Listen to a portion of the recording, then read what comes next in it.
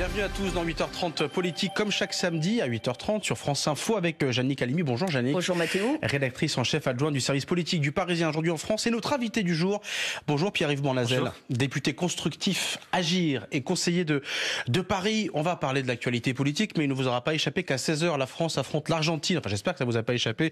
En huitième de finale de la Coupe du Monde. Est-ce que vous êtes fan de foot? Est-ce que vous allez regarder, écouter? Comment vous sentez tout cela? Fan non, mais supporter oui, bien sûr. Écoutez, j'espère que l'on va gagner. Je crois que l'on va gagner face à l'Argentine.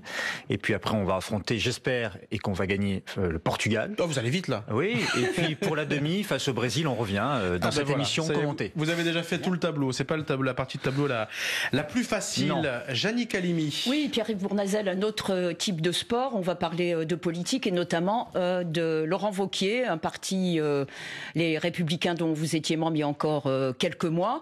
Les Républicains vont réunir leur Conseil national ce week-end. Est-ce que vous pensez que Laurent Wauquiez peut être un bon capitaine d'équipe et capable de rassembler et de redynamiser le mouvement que vous avez quitté, je le répète, il y a un an? Je ne suis plus dans l'équipe, donc je ne veux pas juger du capitaine.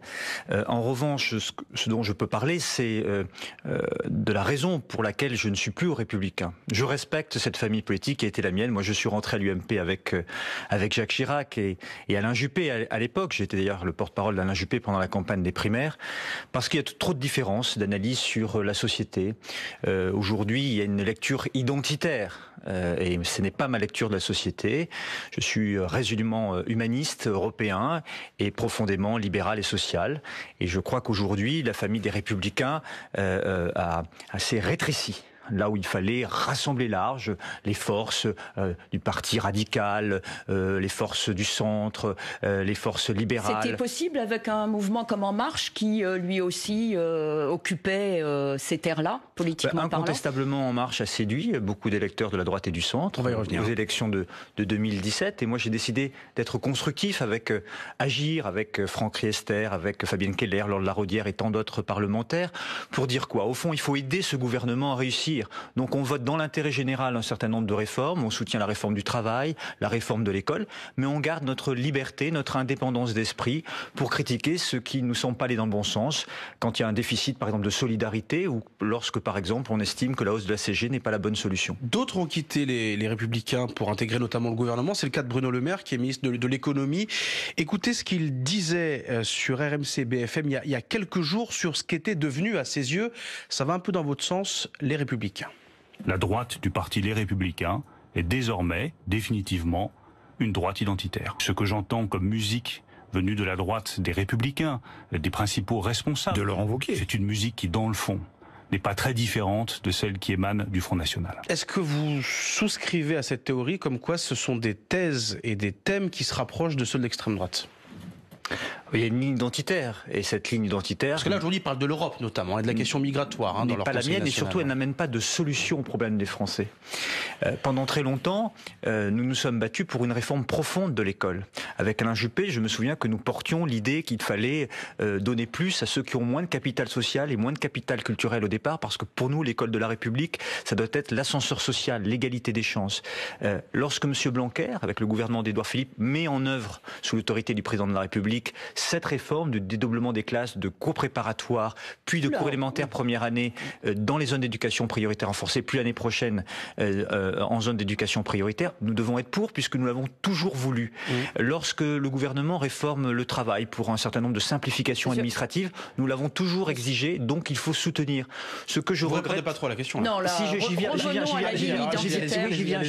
Et donc, je regrette que une partie de la droite s'oppose au gouvernement parce qu'elle n'est pas aujourd'hui responsabilité et décide de faire de l'opposition systématique et une opposition sur une ligne identitaire qui serait une nouvelle lecture de la société française qui cherche à opposer au fond un certain nombre de Français les uns aux autres. Je crois que c'est pas la solution au mot aujourd'hui de la société française. Moi, je suis plutôt pour qu'on rassemble et fédère les énergies dans un monde de plus en plus incertain et difficile, voire chaotique. Il est important que la France assume la cohésion sociale et nationale. Mais sur le fond, tout de même, sur la ligne identitaire qu'incarne Laurent Wauquiez, on a l'impression, et notamment sur la politique migratoire, on a l'impression tout de même qu'il y a un fort courant de l'opinion publique, il n'y a que voir ce qui se passe dans d'autres pays européens, en faveur de cette ligne-là.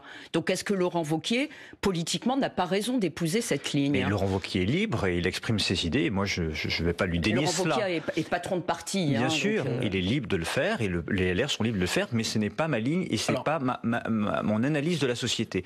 Et je dis une chose très simple, je pense que le politique n'est pas fait pour suivre l'opinion publique. Il est fait pour l'orienter, il est fait pour lui expliquer, il est fait pour lui donner une vision, il est fait pour lui montrer le chemin. Parce que sinon, si on tombe dans cette dérive de suivre toujours ce que pensent au plus bas les Français dans leurs discussions, eh bien à ce moment-là, il n'y a plus de légitimité à incarner et à les représenter. Juste une précision, on va reparler évidemment de la crise migratoire dans un instant, qui est l'actualité politique et européenne forte du moment, et on va pas vous parler des Républicains toute la matinée, mais pour finir sur ce sujet-là et sur le Laurent Wauquiez et les différents courants, le fait que Virginie Calmels ait été remerciée, qu'il faille la remplacer aujourd'hui lors de ce Conseil national comme vice-présidente déléguée, est-ce que ça sous-entend aussi qu'il ne peut pas y avoir de débat à l'intérieur du parti? Parce que c'est ce qui couvre depuis plusieurs mois maintenant.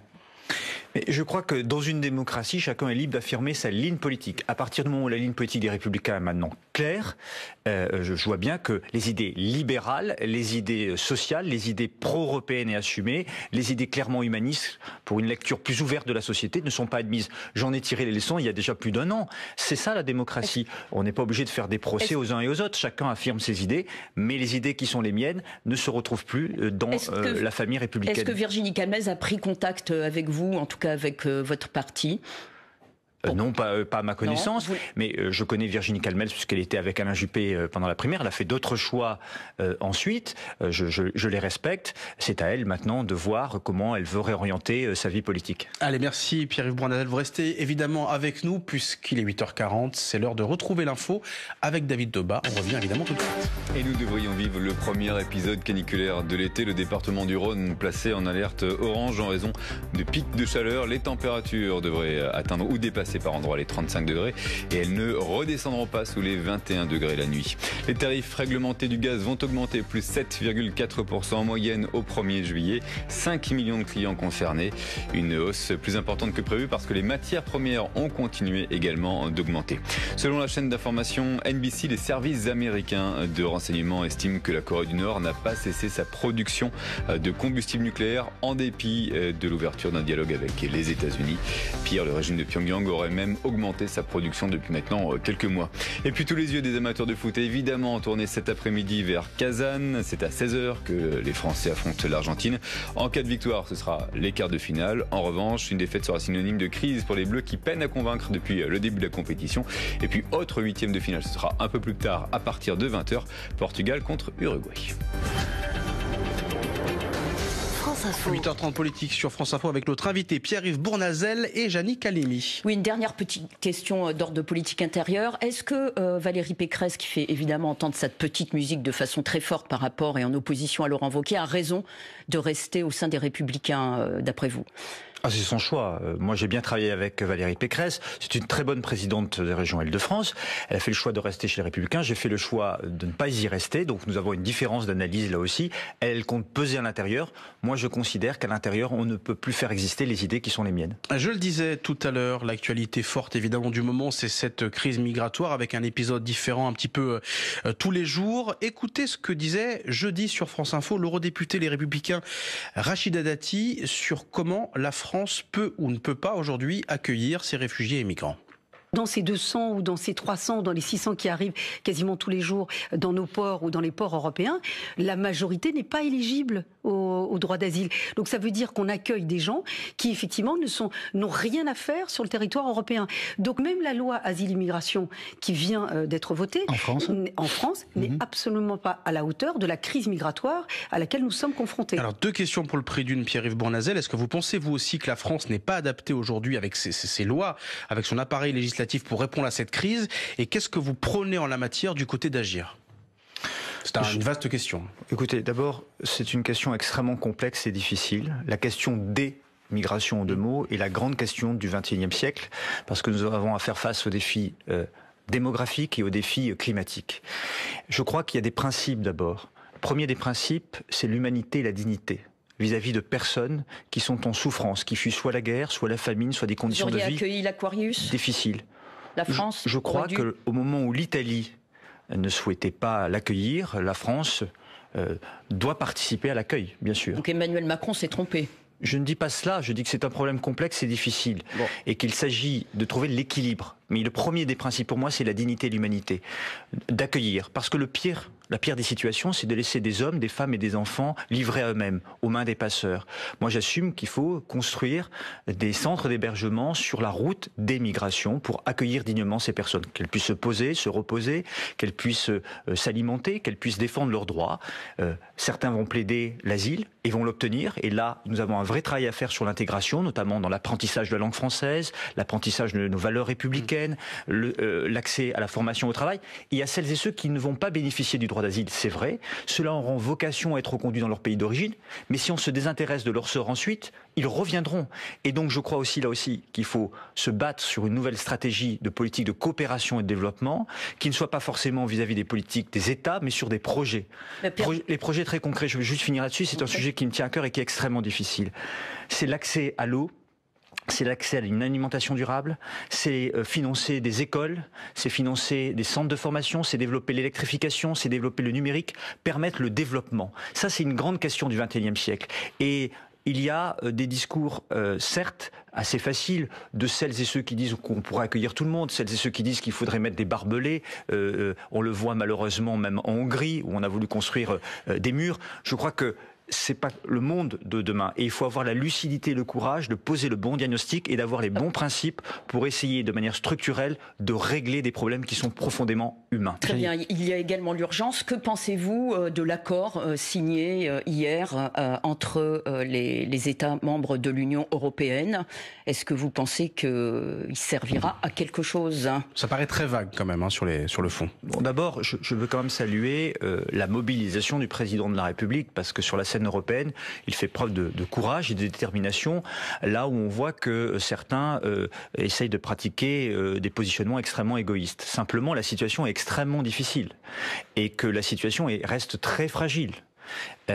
Parce que évidemment, c'est pas un accord qui va tout régler, puisque le déplacement de ces populations va se poursuivre et même s'amplifier. Il faut le dire. Mais qu'est-ce qu'il règle d'après vous? Qu'est-ce qu'il règle d'après vous, cet accord? Écoutez, déjà, il a permis de mettre tout le monde autour de la table et de trouver un accord. C'était pas évident. C'est-à-dire d'obliger, coup de baguette magique. Bien sûr, mais d'obliger déjà un minimum de solidarité européenne. Car vous l'avez vu, cette solidarité européenne? Il y a un accord, mais je dis, il est fragile et il faut poursuivre et amplifier le travail de la solidarité européenne. Pourquoi?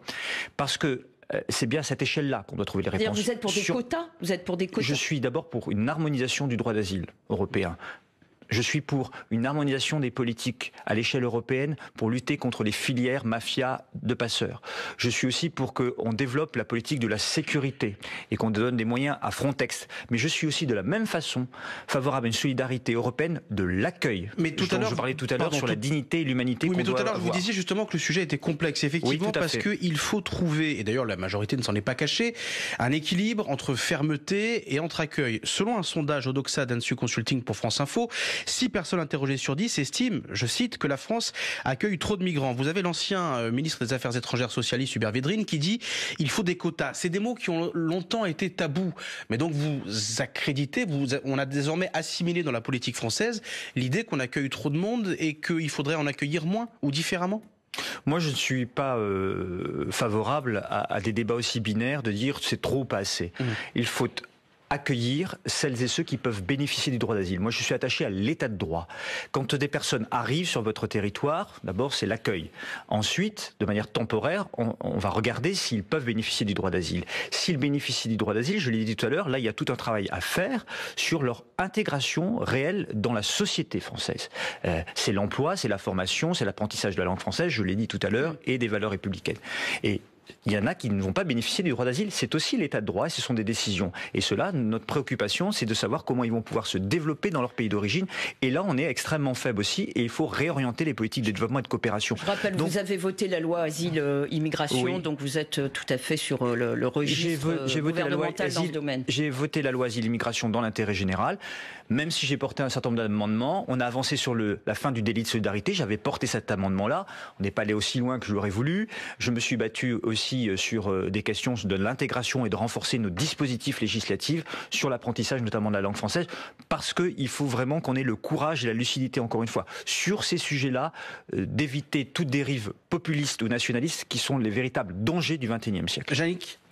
De façon plus générale, Pierre-Yves Bournazel, donc vous êtes dans un groupe politique qui veut être dans une opposition constructive, vous n'êtes pas dans la majorité présidentielle, mais globalement, à l'heure qu'il est, 1 an après l'élection d'Emmanuel Macron, est-ce que vous jugez que la feuille de route a été remplie ou qu'on est à un moment critique et que Emmanuel Macron devrait donner peut-être un second souffle à sa politique? Où vous situez-vous Écoutez, après 40 ans d'alternance de la gauche et de la droite qui ont suscité à juste titre des critiques de la part des Français, Emmanuel Macron incarne la fonction présidentielle. Il assume de transformer le pays. Il a mené des réformes courageuses, du travail à la réforme ferroviaire, en passant par la réforme de l'école, qui sont de bonnes réformes dans l'intérêt général, que les uns et les autres avaient promis et que lui fait. Et donc, moi, j'adresse au président de la République et au Premier ministre Édouard Philippe un satisfait. Simplement, et bien sûr, gouverner, c'est difficile. Et qu'il faut toujours... de popularité baisse. Mais ça, c'est un peu normal, si j'ose dire, parce que, évidemment, gouverner, c'est difficile et vous faites face à des critiques. Simplement, moi je dis, il faut aussi assurer la cohésion sociale et nationale. C'est-à-dire qu'il faut que, évidemment, la locomotive avance et il faut que tous les wagons soient accrochés pour avancer dans la même direction. Et ce n'est pas le cas. Mais parce que c'est toute la difficulté. C'est une question. En 1 an, on ne peut pas tout faire. Mais dans la suite du quinquennat, je trouve que c'est important que chaque Français puisse sentir que ces réformes vont lui être utiles. Mais de quelle façon utiles.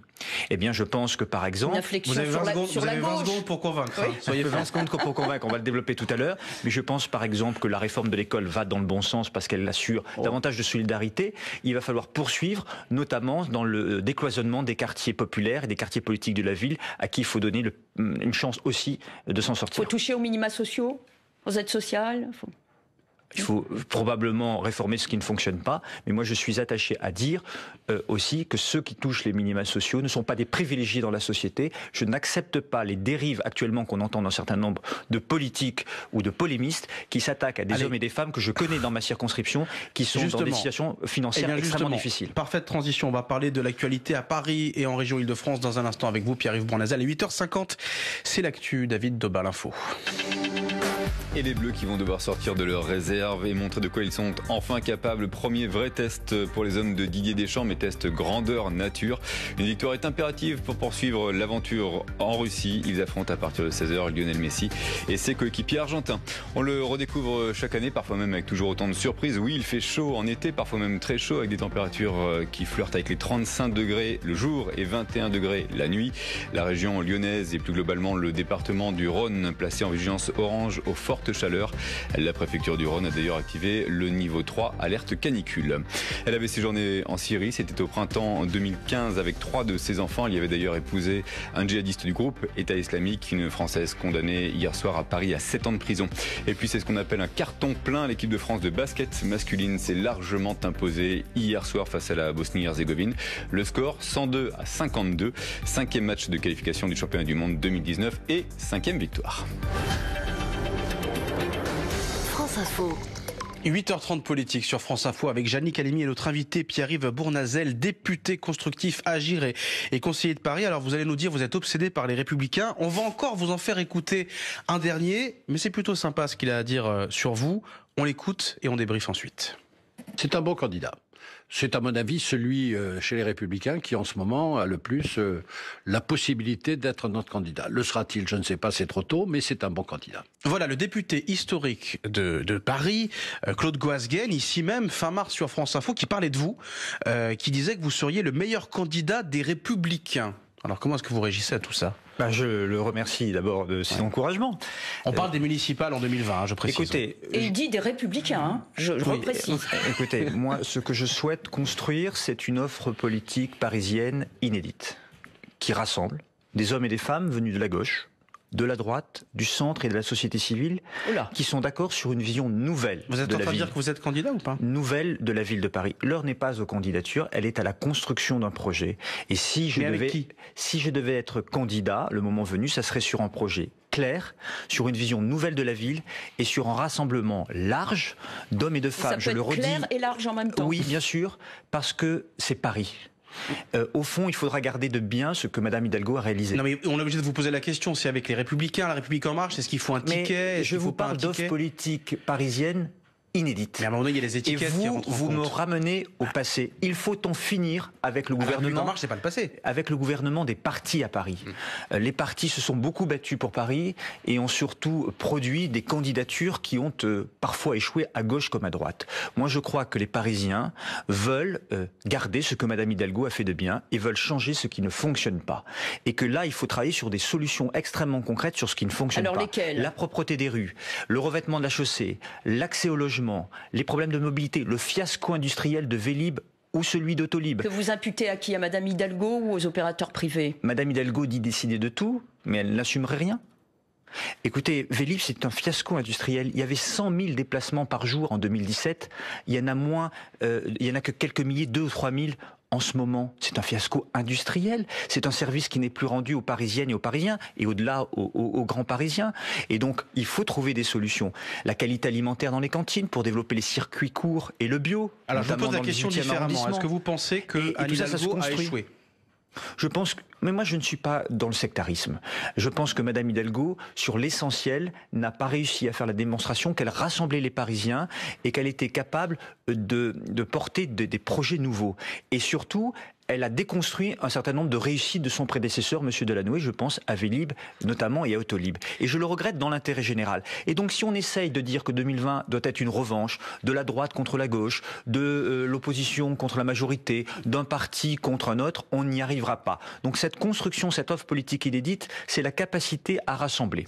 Et j'insiste là-dessus. Depuis très longtemps, moi j'ai été constructif, bien avant la recomposition politique de 2017. J'ai voté de nombreux projets de Bertrand Delanoë lorsqu'il était maire de Paris. Il était d'ailleurs un bon maire de Paris. Je l'ai dit à l'époque, je l'ai assumé, j'ai été critiqué par un certain nombre de personnalités. Vous ouvririez votre liste aux socialistes lors des prochaines élections. Mais c'est pas une histoire de socialistes, c'est une histoire d'hommes et de femmes, des Parisiennes et des Parisiens qui sont d'accord sur un projet.